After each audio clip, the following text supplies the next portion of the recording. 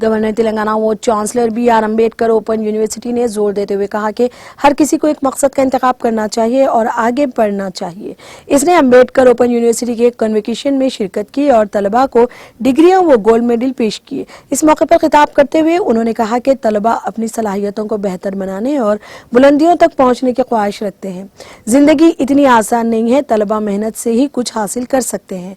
उन्होंने साथ ही कहा कि योगा को जिंदगी का हिस्सा बनाना चाहिए क्योंकि योगा से सेहत और ज़हनी सुकून मिलता है। वाइस चांसलर सीतारामा राव ने कहा कि अम्बेडकर ओपन यूनिवर्सिटी में मेयारी तालीम फराहम की जा रही है। उन्होंने डिग्रियां हासिल करने वाले तलबा को मुबारकबाद दी और इनके रोशन मुस्तकबिल की ख्वाहिश की। कोविड की वबा की वजह से 2020 से 2021 में ग्रेजुएशन की तकरीब मुनक़िद नहीं की गई। उन्होंने कहा कि 2 तेलुगु रियासतों तेलंगाना और आंध्र प्रदेश के तलबा ने डिग्रियां हासिल की हैं। Students who have got the degrees today, and with all hardship, you have achieved this. It's a great day for you. So congratulations to each and everyone. The chief guest, Professor Asha Khanwar, she has presented a very beautiful presentation.